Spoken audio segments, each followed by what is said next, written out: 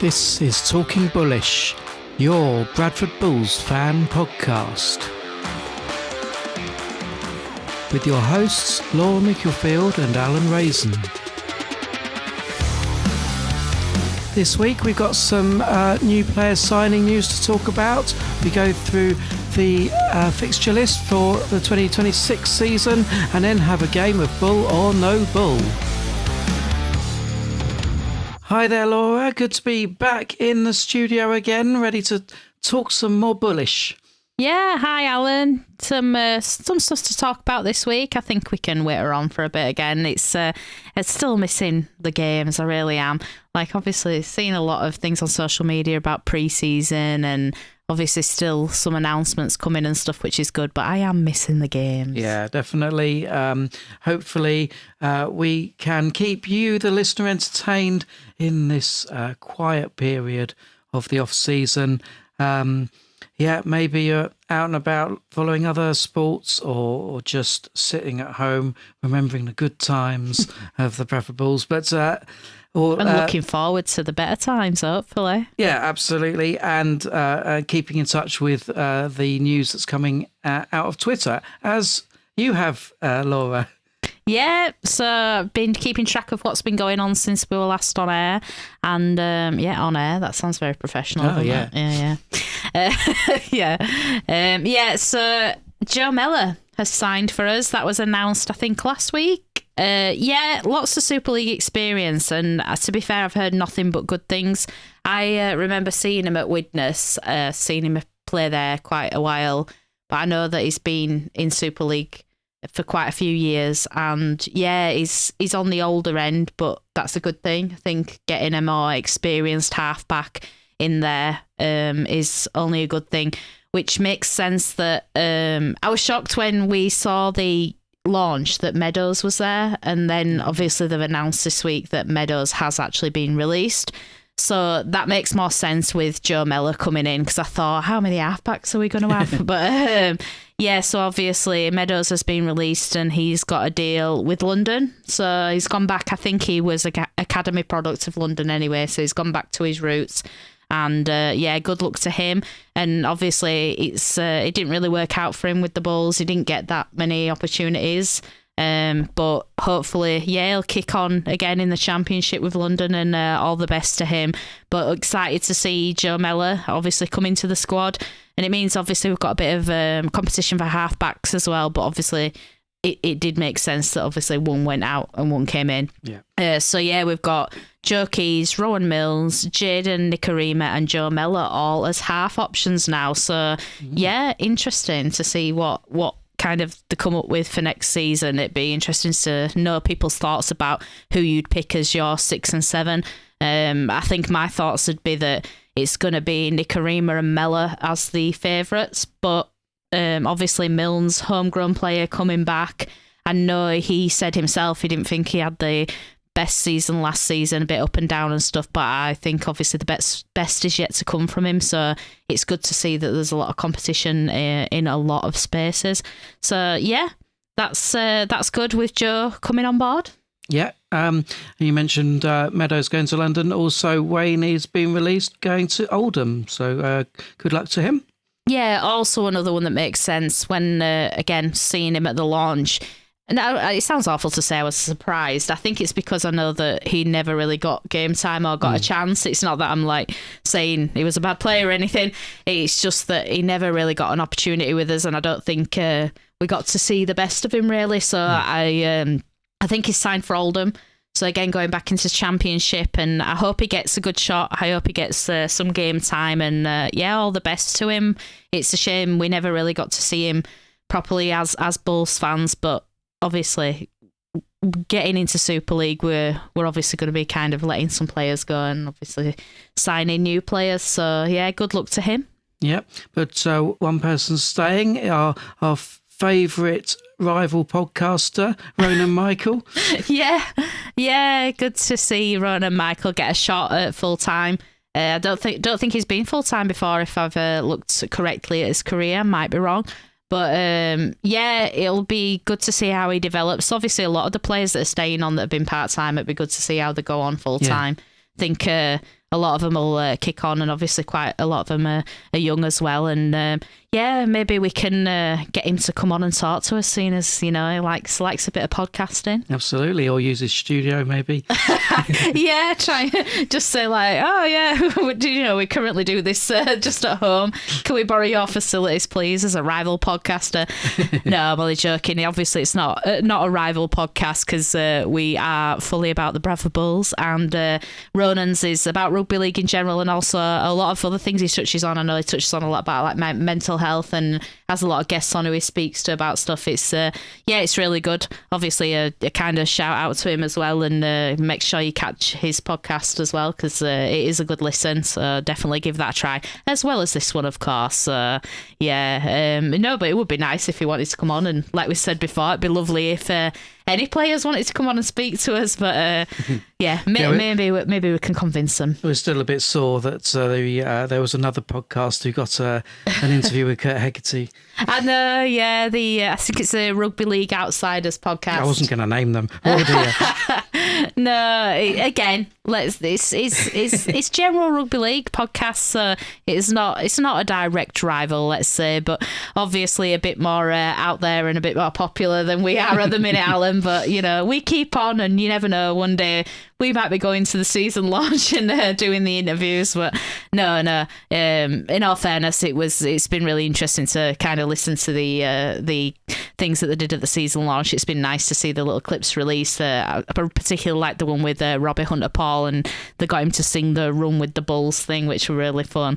And obviously we've seen the interview with Kurt Hegarty and stuff. So yeah, it's good. It's good. Obviously, it sees that the players and the staff are interested in kind of doing things such as this. So you never know, one day they might be here talking to us, Alan. Yeah, well, keep listening in, and if you are connected with the Bulls, get in touch, and we can feature you on our podcast. That would be great. Yeah, just to make it clear, I know we say like we are the Bradford Bulls podcast, which we are, but we obviously are just a fan podcast. We are just two fans. We're not affiliated with the club in any sort of way, but obviously if anybody from the club would like to get involved and speak to us, like Alan said, we'd be more than happy to obviously speak to them, because we just want to get the Bulls out there, get more fans going, getting them through the gate, getting the crowds loud again, getting Super League ready. We just want, just people being excited about the Bulls, really. Exactly, yeah, just like we are, Alan. Absolutely, yeah.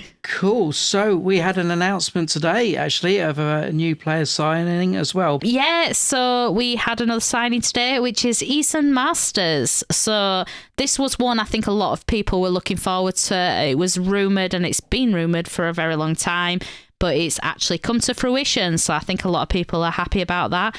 We've apparently seen off Super League and NRL competition for his signature, and I think it's a 3-year deal as well. So that's pretty good going. Quite good. The commitment. He primarily plays centre, and he can play standoff as well. So obviously a bit more of a competition for the halves. But I think in my head that he'll probably go for the centre role.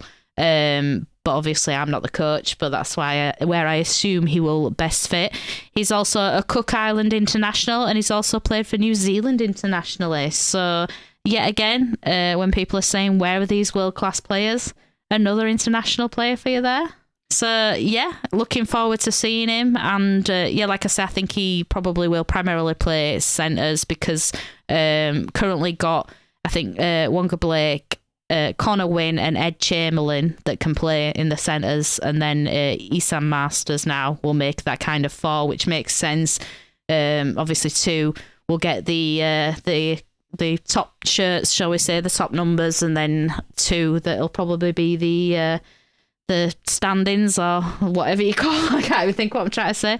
Yes, good to see him on board. I think he's obviously a world-class player, and looking forward to seeing him. I've seen some of the highlight reels from Salford, and yeah, looks good, looks strong.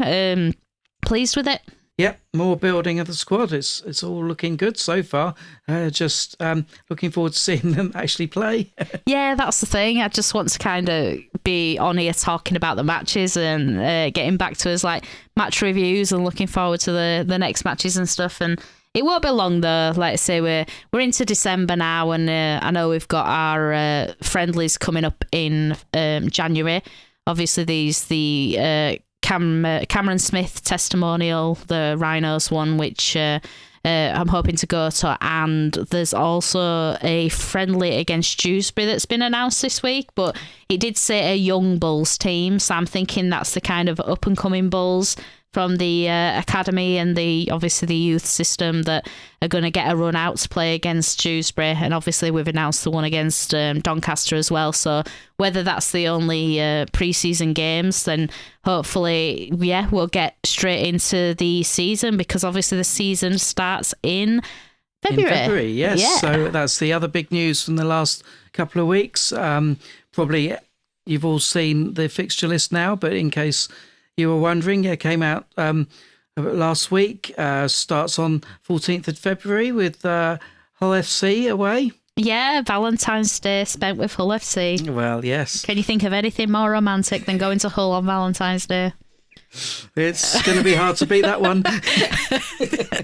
Yes, I bet there'll be a lot of unhappy people. We're not doing anything for Valentine's Day. Well, do you want to go to Hull? Yeah. But no disrespect to Hull. Obviously, there's a lot of nice things in Hull. Beautiful place. Yeah, but look, I know anyone listening to this podcast will be like, what are you trying to say? Like, what's wrong with Hull? I don't think a lot of people. Bradford, is it? Yeah. That's what. Yeah, I don't know if many people will be planning the Valentine's Day in Bradford either. Going to taking people out. Why would you go to places like Paris or they just get to Bradford or Hull? Yeah. So, to be fair, if there's a match on, that's where I'd rather be. But Yeah. no, not on Valentine's Day, obviously. Yeah, it's very romantic. It'll be on the telly as well, hopefully. Yes. So speaking of that, I do definitely think now that I'll be purchasing the Sky Sports again. I think now that we'll get the chance to actually see them on the TV, I think I will invest in that. So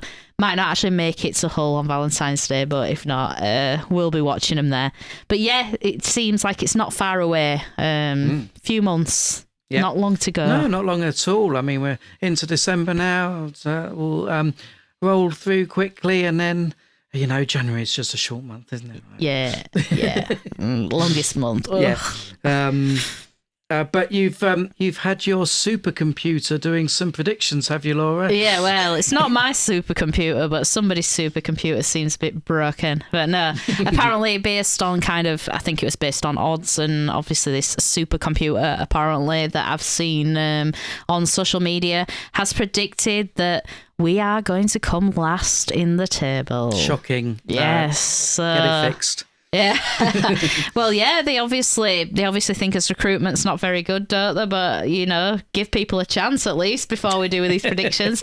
It is, look, it is what it is. People, obviously, they've got the reasons for how they predict. I mean, it feels a bit baffling, obviously, knowing that York and Toulouse have been promoted as well, and I know they've recruited, but they've not recruited massively. So in a sense, they're kind of bringing up primarily championship teams as well. I know we've got a lot of championship players that we're still in the core of the team, but we have had quite a lot of Super League experience in it. I know some people were thinking, it's going to be these like top class players from, well, it is. It's that they might not be playing in the top teams in Super League or in NRL, but they're international players. They're good players. Get a good pre-season under us. I think we're being severely underestimated. I hope I'm right. But even if not, look, I think any of York, Toulouse or Bradford will feel happy not to come last. I think that'd be an achievement, because the other clubs obviously haven't had to assemble a Super League quality squad in 4 weeks or whatever. So, I just think it's a bit harsh, especially because, like I say, there's 3 of the clubs that have been promoted. So why we've been picked as bottom? Maybe it is just because, obviously, if you look at the championship, we did come 3rd, so we did come behind both those teams. So fair enough. But obviously, it's going to be a different team playing in Super League to what was playing in Championship. Yeah. These things are usually massively oversimplified, even if it is on bookies odds and things. these things just can't be predicted as easily as that, can they? So let's, look forward to pre-season and, like I say, when we can actually see the team playing, hopefully they'll gel well and, we won't have anything to worry about. No, like everything coming out of the club as well, like the interviews I've seen and obviously the stuff from the season launch is that the players seem like they're really gelling well. It feels like they're having a good pre-season. And you just don't know. Like sometimes you can get teams that it does like it builds. Like you might not have the best season, but you'll build on it. And I think that's what they're going to try and do. And that's why I like the fact that a lot of the kind of signings we're seeing are not just like the 1 year, like we just said with that Eastern Masters one. And other ones I've seen, it's like 2-year deals or 3-year deals. So it feels like they're going to try and build rather than just be like, right, we're going to go win Super League because we've just got back in there. I don't think anyone expects that. But I also don't think anyone will expect that we finish last. Like, obviously, that's not going to be the aim of any team. But but if we do, we do. It's one of those things, like I say, of York, Toulouse and Bradford, if any of them do better than last, then they've had a pretty good season, in my opinion.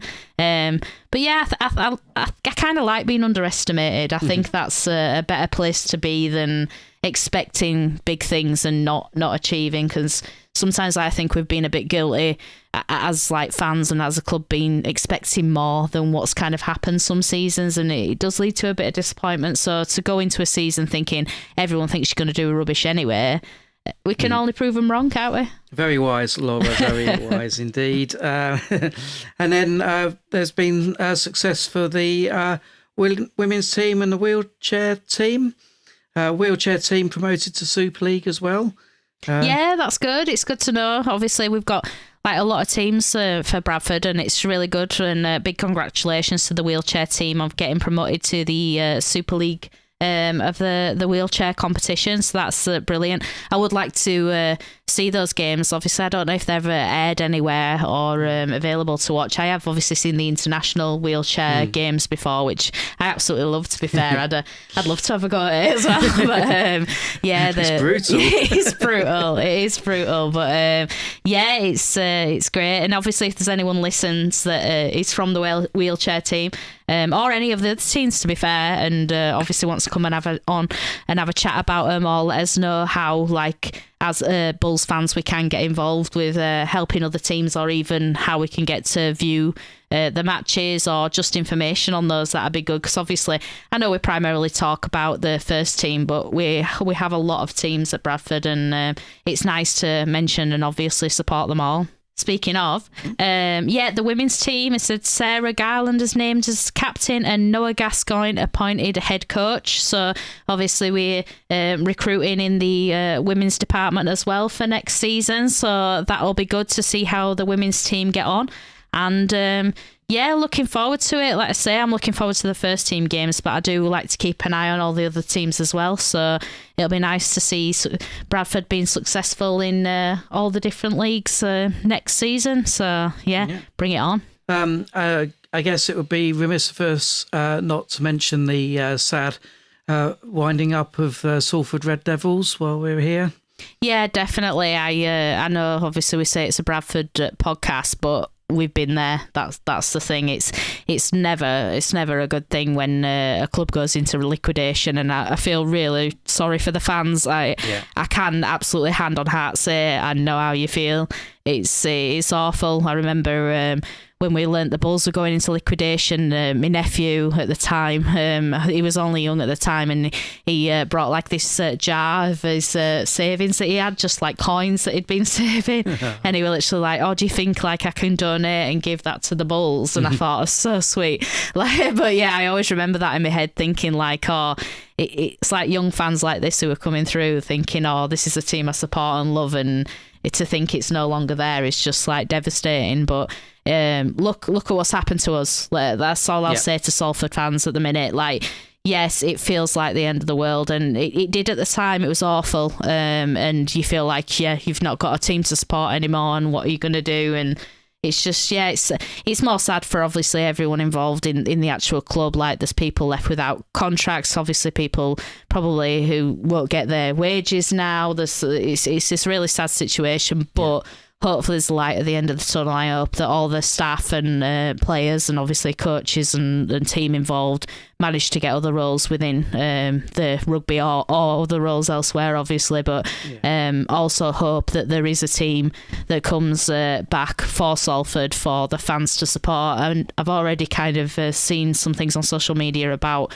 some consortiums that are kind of planning, hopefully, a resurgence of the Salford team. So I really do hope that happens. Like I say, all I can say is look at what happened to the Bulls. Yeah, we had to kind of go right back down to League One, but we're back in Super League this season. That could happen again for Salford as well. So yeah, it seems dire, but yeah, keep your chins up, and I'm sure there'll be people who are passionate enough in Salford who want the team to exist, to make it exist, like what's happened with Bradford. And it is those people that there's good people out there that will bring things back. When clubs go into administration and liquidation, it's due to bad management and bad people. Yeah. And there's for everyone that is like that, there's someone good that can turn it around. So yeah, keep the faith on that one. Yeah, and obviously, as you say, we're a Bradford podcast, but it benefits the sport as a whole to have lots of teams, lots of competition around. So let's hope that it is only a temporary situation for the team of Salford. Yeah, definitely. I think as much as there's rivalries and as much as we like to moan in rugby league, which I think we were actually known for, at the end of the day, like they do say, it's the rugby league family, and I do believe that is a genuine thing. Like that, no one likes to see other clubs in strife. So yeah, all the best to him. Like I say, I really hope that something positive comes out on that situation. Yeah. Okay, so we've mentioned the other week about the early bird season ticket referral scheme. I still, we haven't managed to get Laura her discount. So I want my shirt, Alan. Yeah, well, I'm going to try and, I have tried to figure out who to email, but I think there's like an online form. Yeah, I've messaged and emailed them saying, does it count, like, if it was before they announced the scheme? So maybe it is like a bit of a, terms and conditions at the bottom, as in like, because I did it before the scheme was announced. But I wanted somebody to ask me shirt, but maybe I should stop being so tight and just buy one at full price. But no, in all seriousness, it is a good thing. And like I say, obviously I've got Alan to come to the Bulls this season. So yeah, I'll just say, do it to your friends as well. Get them involved. Get them loving the Bradford Bulls. Let's get it packed out next season, definitely. But it is really good. Like, I think it is a good incentive to say, if you kind of introduce the lovely sport of rugby league and the lovely team of Bradford Bulls to the new people, then you get a bit of a reward for it. And obviously those people get a reward because, look, Alan, you'll get to go to all those home matches now and be enjoying your days out and evenings out at Odsall next season. Yes, brilliant. Can't wait. And I've I bought a bubble hat as well with my season ticket, so I'll be nice and warm in the stands, hopefully. Yeah, it's too easy to go to the shop and to buy something. I've said that. That's the thing. Like, even if I buy things online, I tend to be all right. But if I go in the shop, it's like, oh, look at that. Oh, that's new. Oh, I like that. But yeah, I think they know what they're doing. But to be fair, that's another thing. Like, say if anyone from Bradford Bulls is listening, you give me that £20 voucher and I get in that shop, I'll be spending more than £20, I bet. So, a chance to get a bit more merchandise sold there. But yeah, speaking of though, we've not had any information yet about what's been selected as the away shirt yet. No, that is true. So hopefully we'll hear about that in the coming weeks, and we can do another podcast when that comes out. Yeah, I'm really hoping that we'd have heard something soon, but obviously the aim was to get the home shirt out for Christmas, I think, which obviously has happened. And and then I had my nephew on the phone the other day wanting some money for Christmas already, so he could get I think it was a hoodie for the wheelchair team. Apparently I think they're doing some merchandise for their team as well, which is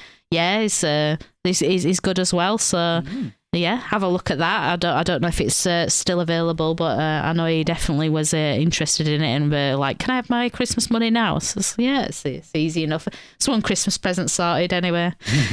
But yeah.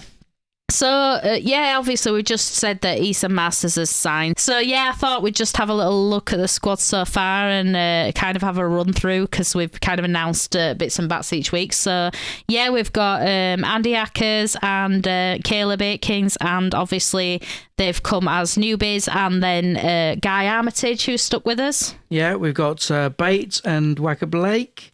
Yeah, Chamberlain's come on loan from Hull FC. Obviously, Doro's staying. We've got Douglas. Fulton has obviously stayed on board with us as well. Yeah, Gardner and Gill. Yeah, obviously that's Jamie Gill now. Obviously, other Gill's gone. Unfortunately, we will miss him. Obviously, Super Sam Hallis has stayed on board as well as Hule. So we got Joe Keys as well. Yeah, and then youngster Alfie Leake, who's got a full-time contract coming through the academy, which is brilliant to see. And Lewis, who has come on board from Salford.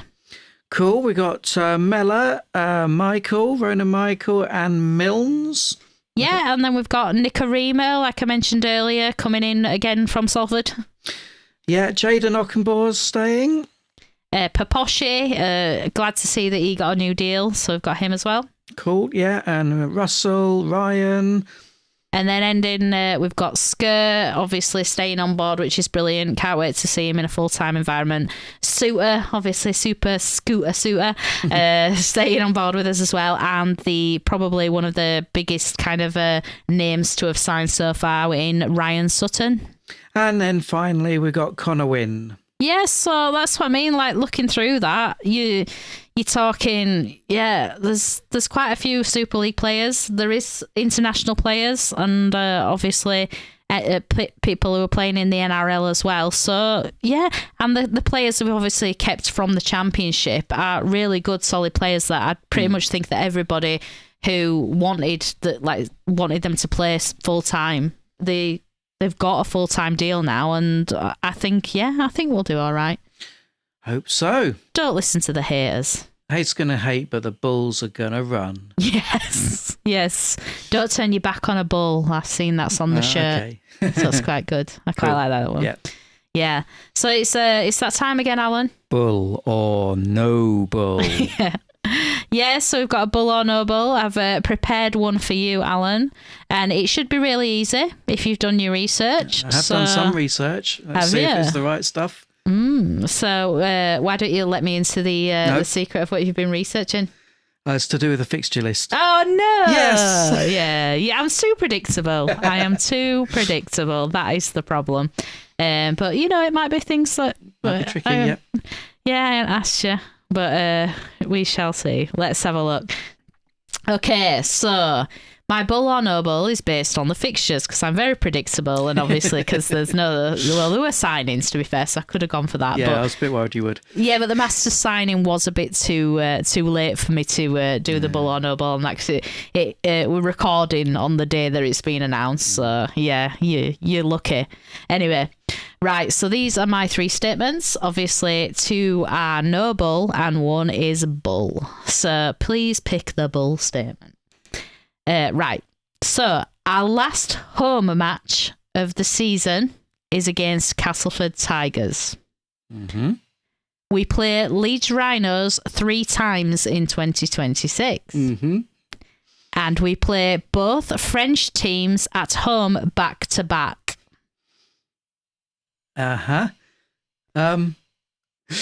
So our last game of the season is against York Knights, but that is away. Right. And the last home game is against Cass Tigers, if I recall correctly. Well, I can neither confirm or deny until I let you know the answers to the statements. No, absolutely. And then we play away at Hull FC, first match of the season, and then we play Catalan Dragons, followed by Toulouse Olympique, both at home. Right. We also play the Rhinos 3 times, home, away, and Magic Weekend. But we've also got a friendly, pre-season friendly. So I'm going to say that's the Bulls statement. Oh, well done, Alan. Yay. See, I knew I'd make them too easy. But yeah, obviously I was very much like, I thought, I might trick you by just saying 2026, rather than the whole Well, I mean, I thought you were season. going to go for just 3 in the season, because that's, why would we play them 3 times? But No, I thought you'd probably get that because of Magic Weekend, which again, we haven't mentioned, but never mind. But yeah, it was obviously, you have fooled my plan there. But yeah, it's the last home game is against Cass. We play the French sides back to back, so it's the 20th of Feb followed by the 1st of March. So yeah, two French sides at home, and we play Leeds Rhinos 3 times in the season, but we also have the pre-season friendly, making it 4 times in 2026. At least 4 times. Well, at least, yeah. You see, it could be even more of a bull question than I thought. We could be in the playoffs against them, Alan. We could be in the Challenge Cup against them. Yeah. Yeah, so you never know. And then I also did notice from the fixture list that the trip to, I think it's trip to Toulouse is the bank holiday weekend. Oh, I know. That'd have been lovely, but it's unfortunately like one of the busiest times that might work. So there's no bank holiday trip for me. I'm usually working over bank holiday, but yeah, it'd have been lovely to go to Toulouse at that point. I've seen a lot of people already saying they're booking their trips away for Perpignan or Toulouse. So very envious. One day or 1 year, I will venture out to the land of the French. I don't know what I was going to say there, but yeah, it would be nice to go see one of those matches. So yeah. 1 year we'll do it. Land of the French. Yes, the land of the French. Otherwise known as France. Yeah, but anyway, yeah. So that's it. Yeah, that's the end of another episode. Yeah, I think we've managed to whitter on for about half an hour, haven't we, Alan? So we're not doing too bad to say there's no matches to talk about, but hopefully you're enjoying us whittering on as much as we're enjoying whittering on. And don't forget to get in touch through all the social media channels. Like, comment, subscribe, do all those things. Tell your friends. And just help the Bulls grow, help our podcast grow. All of it is good stuff. So yeah, definitely. Just as a disclaimer, we won't offer you £20 if you refer a friend to listening to us. But, we'll just be very grateful. Yes. And so until next time, continue running with the Bulls. Yes. Look at that. That's professional. That's very professional, yeah. I'll go into a little bit of music here as well, just to end it off for Alan. So, yeah. See you next time. See you next time.